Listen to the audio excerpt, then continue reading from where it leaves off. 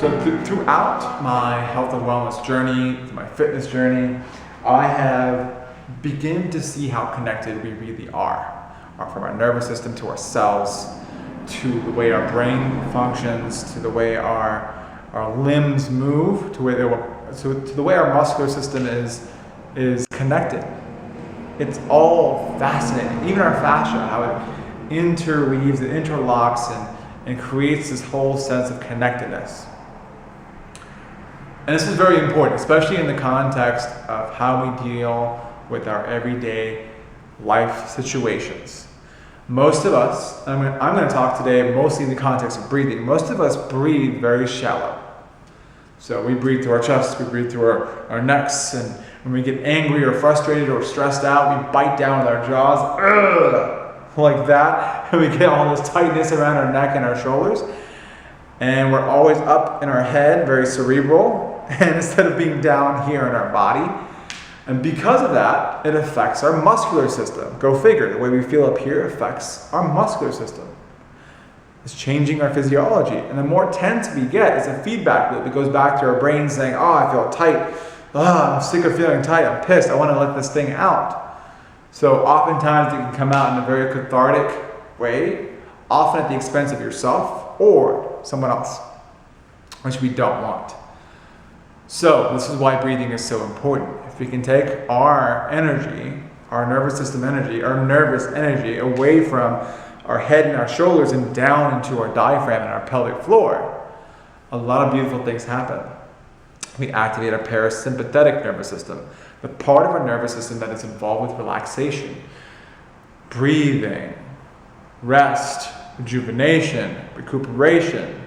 When we're in that state, when you're sitting on the couch, when you're resting, when you're eating, when you're digesting food, you feel pretty good, right? So imagine if most of us, if 99% of the world came from that place whenever they were talking to someone else, having a conversation, dealing with conflict, or going about something that is tough in their life. Imagine if everyone came from that place, how different things would be. So I implore you and I invite you to begin to tap into your parasympathetic nervous system.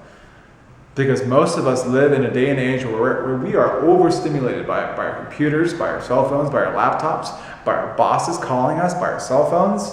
I just said cell phones, right? So we need to be able to disconnect from all that crazy mumbo jumbo stuff in your head and get back to what matters, and that's you. So I invite you to begin to breathe from here. And it's important too in the context of the gym, because if you can't breathe through your diaphragm, you cannot access your midline as effectively.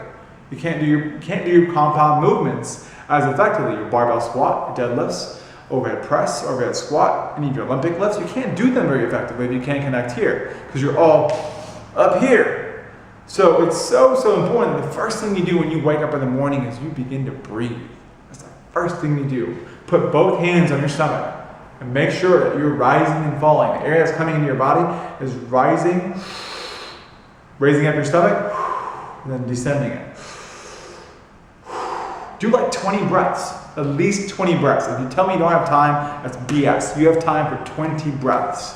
Get 20 breaths in, let that be the context by which you start your day.